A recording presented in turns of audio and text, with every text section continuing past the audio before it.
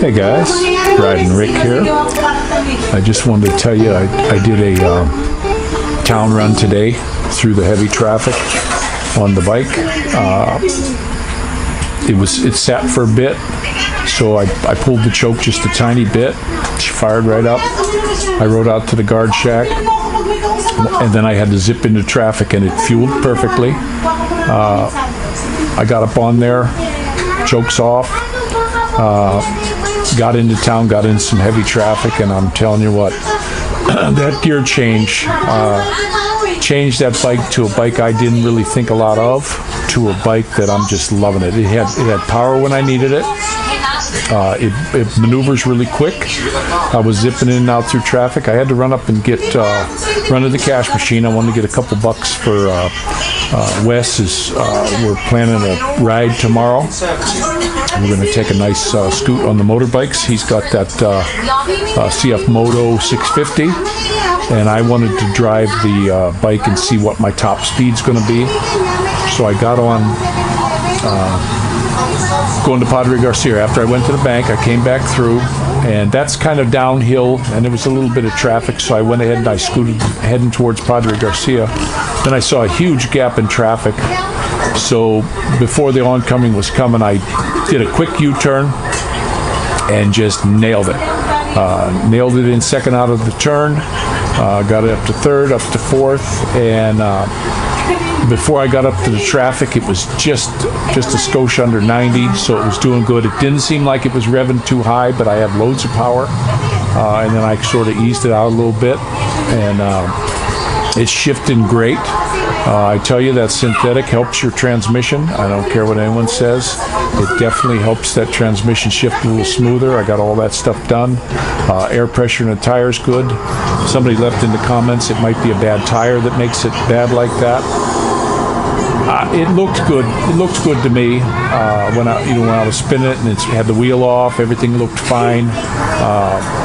It's holding air pressure good. So maybe when it gets weight on it, that could be it. But I'm thinking it's the geometry of the bike. When the back end squats down, it just gets the front end too light. It just makes it a little bit too light. I would like some heavier springs up in the front, and it would be really nice if I could get the back end up a little bit. If I could get, I could probably make, if I had a dang milling machine, I could make some blocks for that. Or maybe I can get somebody around here to make something to get the back end up a little bit and see if that helps out with the geometry some. But I definitely got to do the springs. Please don't do that. So, but we had a pretty good thing.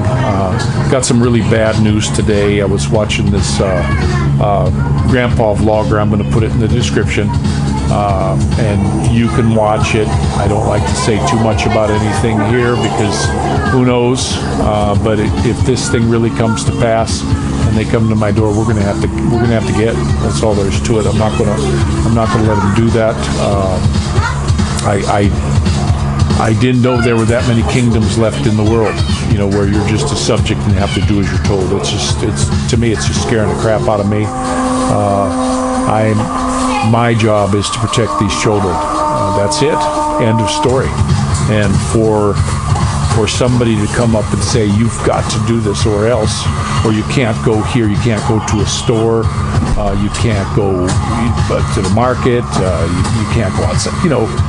This is not right, and this is happening worldwide, and it's just not, it's not good. It is absolutely 100% not good, and it's sad that it came here. Hopefully something will change, but I don't know. I really don't know what to say about it. It's a very sad case. I just never, to me, I just never thought it was right when some man, just because he says so or got elected to something, says he has authority over you and you'll do as you're told or else. This is what it's about, guys. And I'm just really kind of bummed about that. But I'm gonna do a ride tomorrow. I'll bring an extra battery or two along, and I'll put the camera on. I don't know how long these batteries are going to hold up, and I can't really hear it, but there'll be just a little bit of a ride. And Wes is a good sort, and I think it's going to be a fantastic ride. I know he's not a crazy. I know he's not, just from the way he is when I talk to him. I don't think he's a crazy driver. I used to go riding with a group, and then the last couple rides I said, look, if this one fella goes on the ride with us, I'm not going. And they said, yeah, but he's a member and he's going to go with us. So that was it. Every time we went, he fell down. And a lot of times he would shoot up past you, just miss you, and then cut in front of you, and he was showing off and doing all this crazy stuff. I don't want to go on a trip where my skin is left on the road. That's not my idea for a trip. I want to just cruise along. I don't have to go fast. I have. I had sport bike days where, when I had that Suzuki. But a lot of times we do our rides in the middle of the night. When the cops wouldn't bug you, we'd get on the highway. One time there was a highway that wasn't open yet, and we would zip in there. They had big barricades, but you could squeeze a bike through. And we'd get that thing up. That bike, when I got it, it said it was one of the first bikes to be able to go over 200, but no. It would do about 160. I also had that supercharged Harley with the nitrous on it. I could cruise on the highway at 130. It would cruise, and you could still hit burst up to 150. Just boom, boom, and that thing was great. That was a lot of fun bike.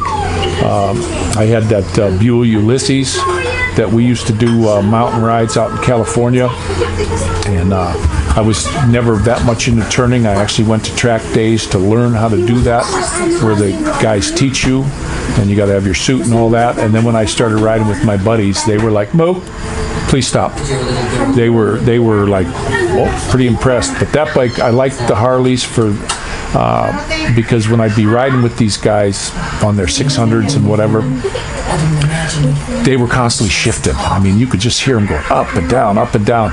I'd get on some of these mountain roads and stay right with them, and pretty much in third. But there wasn't that much shifting. It had the torque. That was that Buell Ulysses. I wish I still had that bike today. Wished Harley would have never let him go, because I probably would have bought one for here. It just was absolutely my favorite motorcycle ever in the entire world, and I've ridden quite a few of them. But I had a lot of other fun bikes too, though.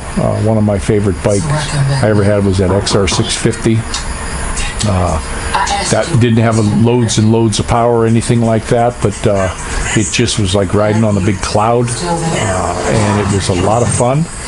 And I had a tricycle for it that I could put on. I had it real easy on and off. That was a really good machine. I took some nice trips on that, and not getting in a big hurry, but it had enough power to get me along. I think a perfect bike for here, if I could ever have one, would be 400 to get you on the highway, maybe a little 4-cylinder, and something that'll rev with the CTD or DTC from Honda, so that it'll shift. That would be really nice, especially in the traffic around here. You don't have to worry about shifting. That would be fantastic. But I'm going to go ahead and let you go. I just wanted to tell you guys about that fantastic ride I had today, and almost done, buddy. And it just was unbelievable, zipping through the traffic. I had a couple spots where I zipped up on the sidewalk and jumped down a little curb and stuff like that, and was out of the way. I had one guy in a big truck just blatantly cut me off, and I was I had just shifted into first gear because he was crowding me. And what was really cool, I was able to pull the front wheel up and get it up over that little curb to get on the sidewalk. That worked out really good. It reminded me of riding dirt bike. But the back tire skidded a little bit, but I didn't lose it. There was no pedestrians or anything. And then I was able to scoot up there and make my right turn and head back home, and zipped and zoomed. The bike needed that. It absolutely 100% needed that. And if you buy a bike like that and you just ride it, and you don't think that what was done to it today is special, then if you buy one of them bikes and you come here, you come to my house, if you're an expat, if you ever come here and take it for a spin, and I guarantee you we'll be putting a sprocket on yours too. It really woke that little machine up. And they are just 125s, but that's what they got here, and it revs up quick enough. And now that sprocket's on, I'm having a brand new love affair with the bike. So you guys take care, and my little buddy's going to do the honors.